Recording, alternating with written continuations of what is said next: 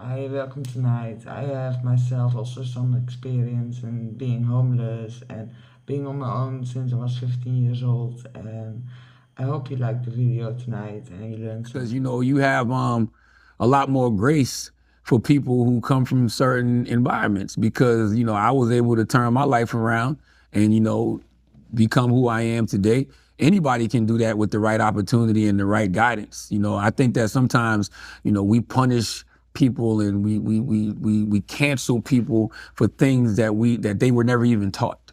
Right? We never even took the time to teach this next generation. Like if we talk about how bad the youth is, then we failed somewhere. You know what I mean? Like if we talk about how bad these kids are, then what have we not been doing? Clearly we haven't been instilling in this next generation the wisdom that they need. Like even though my dad, had his own issues when it came to, the law, and he had his own issues when it came to mental health, he was always on my ass to be better. I say all the time, my dad raised me out of fear and not love, because it was the fear that I would become like him. He wanted me to be better than him. So he was always on me. Like he was a disciplinarian. He was always on me to educate myself. He was always telling me, yo, you're gonna end up just like these guys. You end up in jail dead or broke sitting under the tree. You need people to constantly be on you like that. And some people are smart enough to listen to those who came before them and learn, and some of them are not. And, they make poor choices.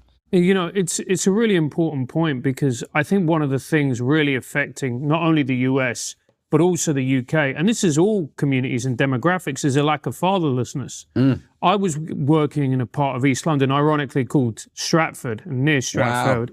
Wow. And, I could tell the kids that were struggling, the kids that weren't going to do well, or not just do well, but not fulfill their potential, were the ones who didn't have a father around. It was just so obvious. I mean, listen, we talk about girls who end up being whores, and we say, oh, they didn't have a pops. So what happens to guys who don't have a father either? Like, I'm sure it's the same type of mentality, right? Like you need a man, you need a strong man in your life, you need a strong woman in your life to have that balance, And I talk about my daddy issues all the time. Like one of my first breakthroughs in therapy, well, I'm boohoo crying, was because I was saying to myself, damn, my dad used to discipline me for things that he never taught me, right? So how you gonna discipline your young teenage son for things for not knowing things or making mistakes when you had the opportunity to teach him? So that's why I don't think we do the next generation any favors by keeping secrets. I don't think we, do our kids any favors by keeping secrets. And to your point, I don't respect no man who's not in his child's life. Like you can't treat children like, a candy wrapper. Like you eat the candy bar and just throw the wrapper and don't give the wrapper down. Like you can't eat the pussy, put your dick in it, nut in it.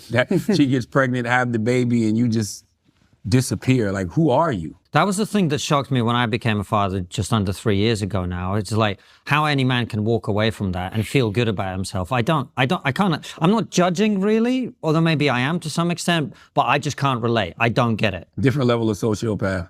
Yeah. I don't want to diagnose nobody, but there's no way you watch your child come into this world. I've watched all 4 of my beautiful daughters, by the same woman, by the way. That's very important to say, my beautiful wife. I've watched all of my daughters come into this world. There's no way you watch that experience. There's no way you hug your child. There's no way you kiss your child, be around your child, watch your child's first steps, listen to your child's first words. There's no way you experience that and walk away from it if you're not some type of like sociopath, like psychopath almost. Like this, I don't understand it. Because it's not only the damage that it does to you, but it's the damage to the kid, but the damage it does to society. You just see it. I saw the kids that I taught. The ones that were going into gangs were the ones who didn't have a dad around. For 2 reasons. Number one, because when a boy gets to a certain age, mum can't control them.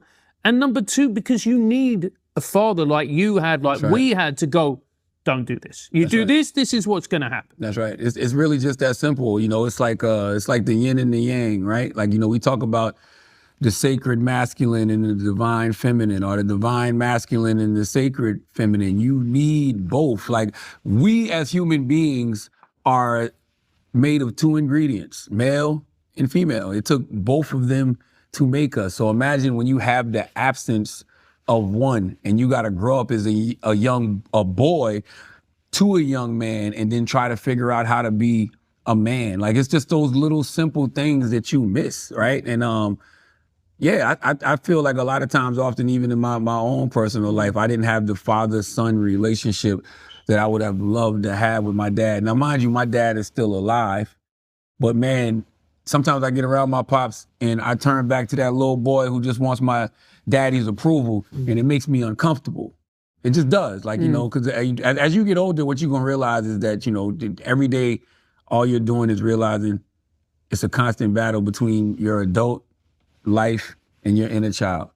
So it's things that happen to you in your adult life that you can trace directly back, you know, to your childhood. So it's almost like you become the father to your 5-year-old self, your 10-year-old self, your 15-year-old self, you know, your 20-year-old self, because that self, at least for me, didn't necessarily have my pops there the way that I wanted to. But that's for a number of reasons. My dad had his own issues, and that's why I give him a lot of grace, because he tried, but he was busy battling his own issues. He had his own substance abuse issues. He had his own mental health issues. I didn't find out about his mental health issues until 2018.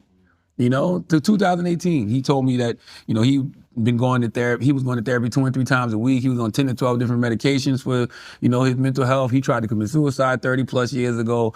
I didn't know any of that. But when I found that out, it allowed me to give him a lot of grace, because I realized he was just a man trying to figure things out the way I'm a man just trying to figure things out. With Framer. Have a good night. Subscribe, like, and comment. Bye-bye.